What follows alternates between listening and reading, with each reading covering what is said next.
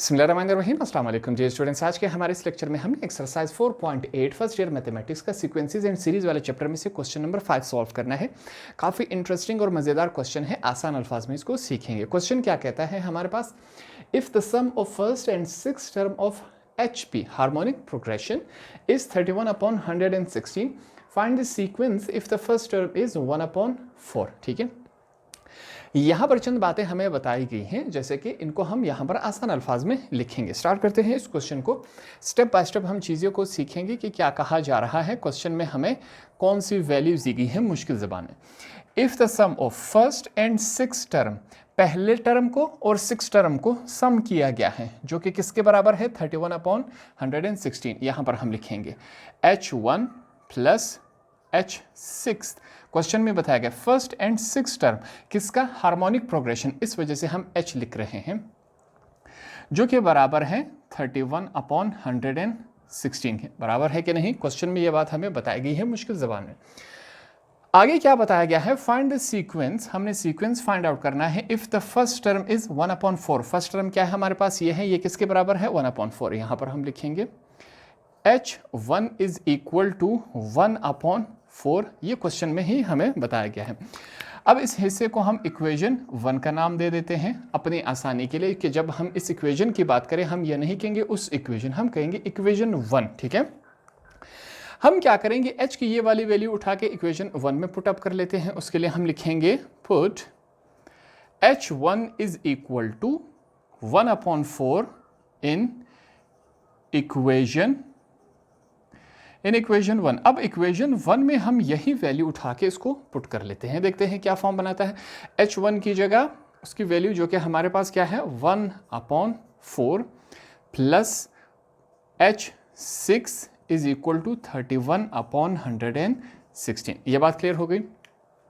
Next step में क्या किया जाएगा, इस वैल्यू को मैं दूसरी तरफ शिफ्ट करवा लेता हूँ, यहाँ पर ले आते हैं, यही काम करेंगे।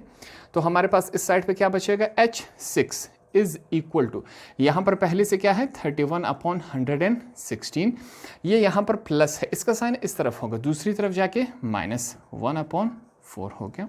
अगले स्टेप में हम क्या करेंगे, इन दोनों का हमने एलसीएम लिखना है। हम लिखेंगे H6 इज इक्वल टू 116 और 4 का हमने क्या लेना है, एलसीएम। हमने 116 को एलसीएम लिया। 116 का टेबल कहाँ तक पड़े, क्या 116 आ जाए, 116 मल्टीप्लाई बाय 1 116, ऊपर पहले से क्या मौजूद है 31, ब्रैकेट में लिखा, माइनस का साइन है। 4 का टेबल कहाँ तक पड़े कि 116 आ जाए 29 तक, पहले से ऊपर क्या मौजूद है 1 को यहाँ पर ले आए। ठीक है, एलसीएम का काम हम कर रहे हैं। H6 is equal to 1 multiply by 31 minus 29 multiply by 1 29। ठीक है, नीचे क्या है 116 है, हमने लिख लिया। यहाँ पर फिर से H6 इज इक्वल टू 31 में से 29 कैंसिल हो गए तो हमारे पास 2 रह गया, हमारे पास नीचे क्या है 116।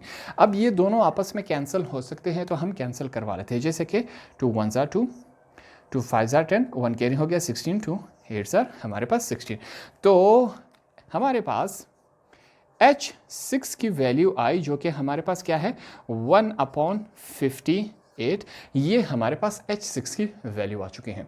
अब हमने ये सारा काम क्यों किया, पहले हमारे पास क्वेश्चन में H1 की वैल्यू दी गई थी जो कि 1/4 के बराबर है, ये काम हमने किया तो हमारे पास H6 की वैल्यू आई जो कि क्वेश्चन में नहीं दी गई थी।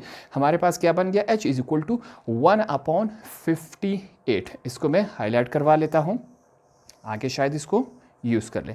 यहाँ तक तमाम चीज़ें क्लियर। तो अब दोनों वैल्यूज़ को एक साथ लिखेंगे, जैसे कि हम यहाँ पर लिखेंगे हमारे पास H1 की वैल्यू क्वेश्चन में दी गई थी जो कि 1/4 के बराबर है, और H6 की वैल्यू हमने फाइंड आउट की जो कि हमारे पास आई 1/58 के बराबर आए। दो वैल्यूज़ आ चुके हैं हमारे पास। तो ये वैल्यूज़ हमारे पास हार्मोनिक प्रोग्रेशन में है, हम क्या करेंगे, इनको अर्थमेटिक प्रोग्रेशन में कन्वर्ट करवा लेंगे। उसके लिए यहाँ पर हम लिखेंगे इन अर्थमेटिक प्रोग्रेशन। अब हार्मोनिक प्रोग्रेशन से जब हम इनको अर्थमेटिक प्रोग्रेशन में कन्वर्ट करेंगे, इसका प्रोसेस क्या है, इसका रेसिप्रोकल लेंगे, इसको उल्टा करके लिखेंगे। यहाँ पर h1 क्या है 1/4, अर्थमेटिक प्रोग्रेशन में इसको कन्वर्ट करवाएंगे तो इसको उल्टा करके लिखेंगे, हमारे पास बन जाएगा 4/1। 4/1 बनेगा कि नहीं इसका रेसिप्रोकल, बिल्कुल। मैथमेटिक्स में हम नीचे वाला 1 नहीं लिखते, इस वजह से ये वाला 1 चला गया।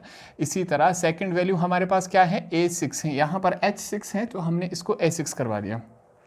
सेम यही काम 51 1/58 का रेसिप्रोकल क्या होगा 58/1, नीचे वाला 1 हम नहीं लिखते तो ये हमारे पास इस फॉर्म में हो गया। हमने हार्मोनिक प्रोग्रेशन को अर्थमेटिक प्रोग्रेशन में कन्वर्ट करवा दिया। इसके बाद हमें एक बात मालूम है कि हमारे पास एक फार्मूला हुआ करता था, वो फार्मूला लिखेंगे an is equal to a1 plus n minus 1 और d। अब हमारे पास a1 की वैल्यू मौजूद है, हम यहाँ पर क्या करेंगे d की वैल्यू को फाइंड आउट करने की कोशिश करेंगे। इसको सबसे पहले हम एक इक्वेशन का नाम देंगे, हमने कहा ये इक्वेशन a है, ये बात क्लियर। अब आगे हम क्या करने जा रहे हैं, हम यहाँ पर लिखेंगे put a1 is equal to, a1 की वैल्यू क्या है 4 है, एंड n की वैल्यू, अब n की वैल्यू हमारे पास क्वेश्चन में कहाँ दी गई है, वापस क्वेश्चन की तरफ चलेंगे, यहाँ से हमने उठानी है।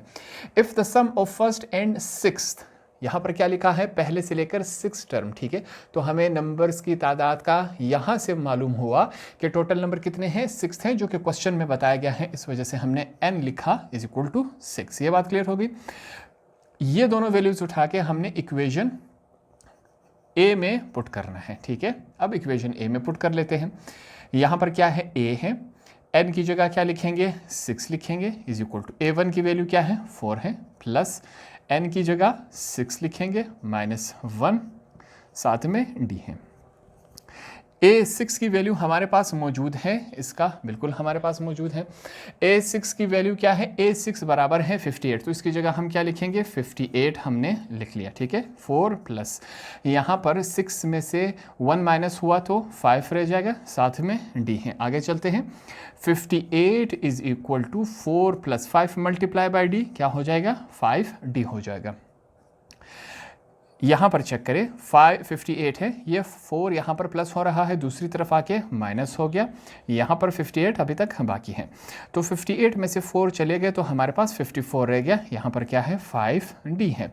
फिर से यहाँ पर हम लिखेंगे 54 इज इक्वल टू 5d के साथ क्या हो रहा है मल्टीप्लाई, दूसरी तरफ आके डिवाइड हो गया। ये बात क्लियर होगी। इसको अगर हम सीधा करके लिखें तो हमारे पास d की वैल्यू आ चुकी है, जो कि क्या है 55/4, ये हमारे पास d की वैल्यू है, ठीक है। इसको मैं अंडरलाइन कर लेता हूं क्योंकि आगे हमने इसको इस्तेमाल करना है। ये पूरा काम हमने क्यों किया, ताकि हमारे पास d की वैल्यू आ सके। तो अब टोटल 3 वैल्यूज हमारे पास आ चुकी हैं, a1 की वैल्यू है, d की वैल्यू है और a6 की वैल्यूज है। इन वैल्यूज को अब हमने आगे क्या करना है, इस्तेमाल करना है। जैसे कि यहाँ पर सबसे पहले हम लिखेंगे a1 हमारे पास क्या है, हमें पहले से मालूम है a1 की वैल्यू हमारे पास 4 है। ये बात क्लियर हो गई। अब a2 को फाइंड आउट करेंगे। a2 को फाइंड आउट करने का प्रोसेस क्या है, a1 प्लस d, ये हमारे पास फार्मूला है इसको फाइंड आउट करने का। अब यहाँ पर इसको सॉल्व करते जाएंगे, ठीक है। a1 की वैल्यू क्या है 4 है, प्लस लिखेंगे d की जगह उसकी वैल्यू जो कि हमारे पास क्या है 54/5, ये हमारे पास वैल्यू है कि नहीं। हमने मैथमेटिक्स में सीखा था जहाँ पर कुछ नहीं होगा वहाँ समझते हैं 1 है। 1 और 5 का एलसीएम लेंगे, हमारे पास क्या आएगा 5 आएगा। 1 का टेबल कहाँ तक पढ़े कि 5 आ जाए, 5 तक हम पढ़ेंगे, ठीक है। पहले से ऊपर क्या मौजूद है 4 हमने लिख लिया, प्लस का साइन है। 5 का टेबल कहाँ तक पढ़े कि 5 आ जाए 1 तक, पहले से क्या मौजूद है 54 मौजूद है। इसको सॉल्व करते जाएंगे, हमारे पास क्या बनेगा 5 4 20 प्लस 1 मल्टीप्लाई बाई 54 ही होता है, नीचे क्या है 5 है। इसको और आगे सॉल्व करें, 20 प्लस 54 हमारे पास 74/5 होता है। ये हमारे पास a2 की वैल्यू आ गई, ठीक है। a1 की वैल्यू आ गई, a2 की वैल्यू आ गई, a3 की वैल्यू फाइंड आउट करेंगे। a3 की वैल्यू को फाइंड आउट करने का फार्मूला क्या है, a2 प्लस d। a2 की जगह उसकी वैल्यू, d की जगह उसकी वैल्यू, आसान सा काम है, कर लेते हैं। हमारे पास a2 की वैल्यू क्या है 74/5, बीच में प्लस का साइन है। d की वैल्यू हमारे पास क्या है 54/5, ये हमने लिख लिया।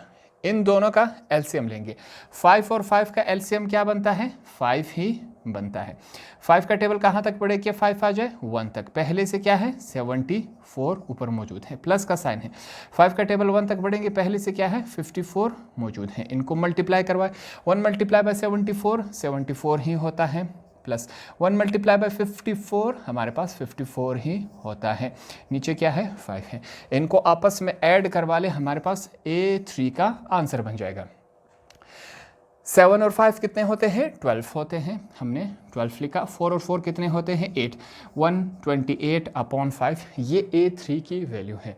A1 की वैल्यू आई, A2 की वैल्यू आई, A3 की वैल्यू आई। इसी तरह ये सीक्वेंस चलता जाएगा। हमसे क्वेश्चन में क्या पूछा गया था? Find the sequence. वो सीक्वेंस हमारे पास ये है, A1, A2, A3। इसी तरह जब हम A4 को फाइंड आउट करेंगे तो हम क्या लिखेंगे? A3 plus D। A3 की भी वैल्यू है, D की भी वैल्यू है। इस तरह अब ये सीक्वेंस चलता जा रहा है। ये तमाम काम हमने इसी वजह से किया ताकि हमारे पास ये सीक्वेंस आ सके। अब यहाँ पर ये जो सीक्वेंस है वो अर्थमेटिक प्रोग्रेशन में है। क्वेश्चन में हमसे क्या कहा गया था कि आपने हार्मोनिक प्रोग्रेशन में इसको कन्वर्ट करके देना है। क्वेश्चन के स्टार्ट में हमने हार्मोनिक से अर्थमेटिक की तरफ आए थे, ये काम हमने किया था। यहाँ पर हमने रेसिप्रोकल लिया था। अब अगर वापस अर्थमेटिक से हार्मोनिक प्रोग्रेशन में जाना चाहे तो हम फिर से इनका रेसिप्रोकल लेंगे। यहाँ पर मैं लिखूंगा, ठीक है। इसके बाद यहाँ आ चुके हैं, आंसर की तरफ जा रहे हैं। हम लिखेंगे रिक्वायर्ड हार्मोनिक प्रोग्रेशन आर, वो हमारे पास क्या है? इसका रेसिप्रोकल क्या होगा? यहाँ पर हम सीखते हैं कि इसके नीचे कुछ नहीं है, हम क्या समझेंगे? 1 है। 4/1 है। इसको अगर हम रेसिप्रोकल करके लिखे तो हमारे पास क्या होगा? 1/4। यहाँ पर आंसर A2 का क्या है? 74/5। इसका रेसिप्रोकल क्या होगा? 5/74। तीसरा क्या है? 128/5। इसका रेसिप्रोकल क्या होगा? 5/128। ये हमारे पास वो सीक्वेंस है जो कि चलता जा रहा है। यहाँ पर हमने फाइंड आउट कर लिया, यही हमारा क्या है? आंसर है। इस बात को यहाँ पर आपने लाजमी ध्यान में रखना है कि क्वेश्चन को पहले हमने हार्मोनिक प्रोग्रेशन से अर्थमेटिक प्रोग्रेशन में कन्वर्ट करवा दिया था, ठीक है। जब एंड में हम आंसर लिखेंगे तो वापस हमने अर्थमेटिक प्रोग्रेशन से हार्मोनिक प्रोग्रेशन में कन्वर्ट करवाना है। इसका सिंपल सा प्रोसेस है, इसका रेसिप्रोकल लेना है, इसको उल्टा करके लिख लेना है। होप आपको ये वाला क्वेश्चन भी आसानी से समझ आ गया होगा।